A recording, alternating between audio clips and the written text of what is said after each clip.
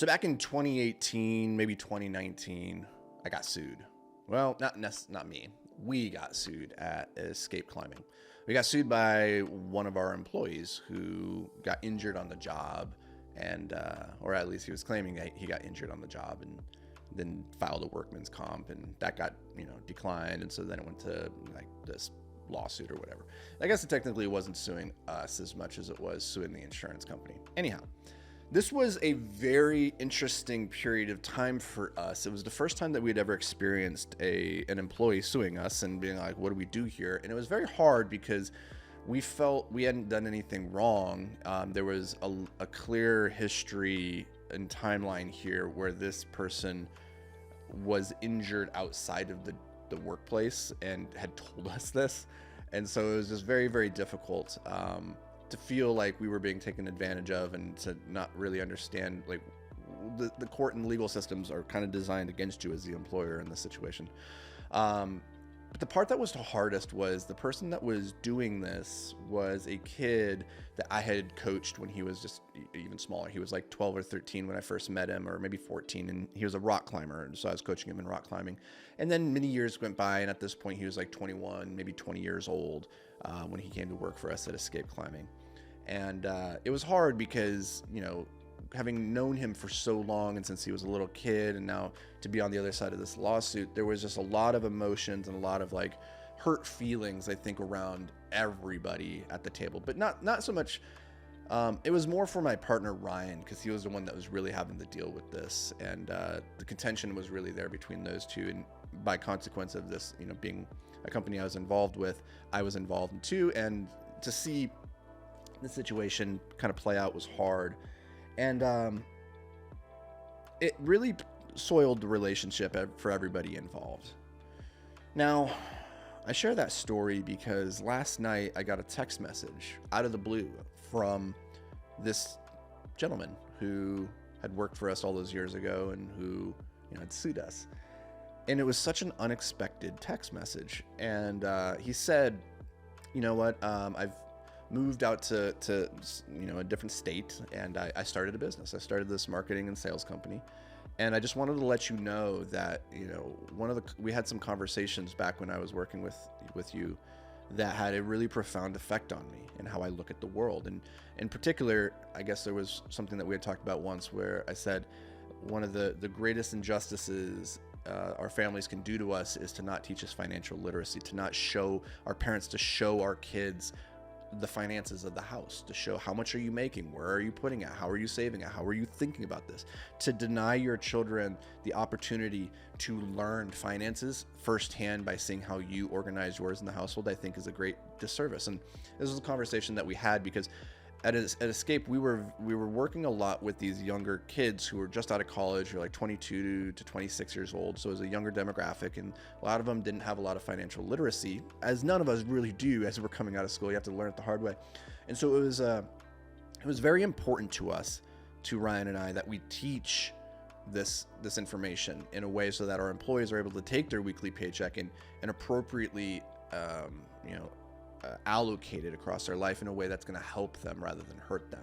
And so we would put on weekly financial literacy training courses, and like having part of our team meetings talking about these things. And we were very open about how we run our finances. And to this day, in all my businesses, I try to be as open as possible with the finances so everybody on the team can see where's the money coming from, where's it going, how are we thinking about reinvestment versus expenses, and all this stuff. And he reached out, and he's like, I want you to know that was incredibly impactful for me at that point in my life. And he's running his business now, and he's like, I want you to know that I've taken that to heart, and I'm doing the same thing with my employees and teaching them and trying to like be as open with my finances as possible so that they can see. And he's like, I don't know where we are in our relationship off the back of everything that happened. He's like, but I still look back on that time very fondly. And I really appreciate your mentorship. And it was really interesting because it was not a message I ever expected to get. And largely because often when you're teaching younger people, it can feel as though the message isn't really getting through, and you can feel like you're wasting their time. Like they're kind of sitting there like, oh, what boomer, what are you teaching me here? Like, I don't care about this, right? You can very easily get that vibe from young people. But But it was just very interesting that all these years later, those messages have sunk in. And it reminded me of something that I went through personally with my father, which was he has been filling me with great wisdom in my pretty much my entire life. But when I was young, teenage years into my 20s, those messages just weren't really getting through. They're falling on deaf ears. And it would have been very easy for my dad to assume that he had wasted his time and that I just wasn't getting it. And yet when my life really pivoted on that crux of a moment in my late 20s where I was like, I need to figure this shit out, what I went back to, the words that were resounding in my head that tell me this is the path you need to go and this is what you need to do, were the words of wisdom that my dad had been sharing with me all throughout my life.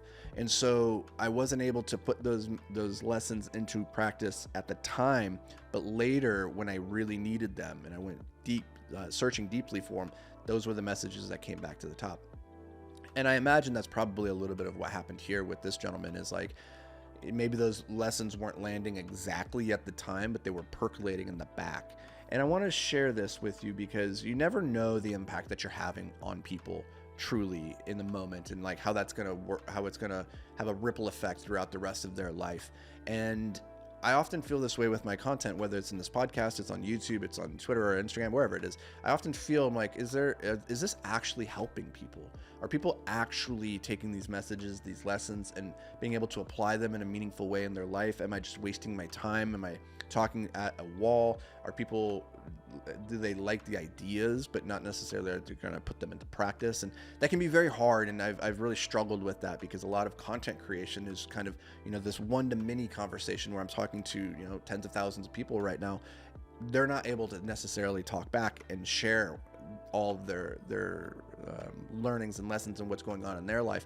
And a lot of you do. A lot of you leave comments and reviews and they shoot me emails and I try to read all of them and it's amazing and I love it. I love it. But even then, for whatever reason, it can still be very hard to feel like you're making a positive impact on the world. But I wanted to share this story because it's likely you're having a larger impact than you even realize. The people who are reaching out to you, it's a far smaller subset than the macro group of people who are being impacted but never actually share that with you. Maybe that's just your friends, your family, whatever it is. And so if you're a content creator, if you're whatever, if you're trying to make a positive impact on the world and you just can't see yet the effects of that, stick with it. Just know that you will only ever see just the tip of the iceberg and that there's a whole lot below the surface that you're not privy to.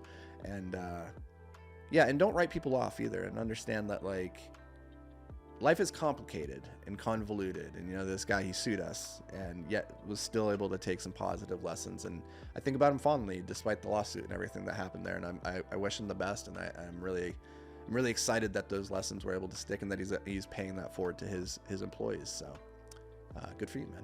I don't know if you're listening to this, but good for you if you are. And anywho, that's going to do for me, guys and gals. I just wanted to share that story with you. Hopefully it gets you through a hard time and or brings you some value, gives you some insight. And that's going to do it for me. We'll catch you in the next episode.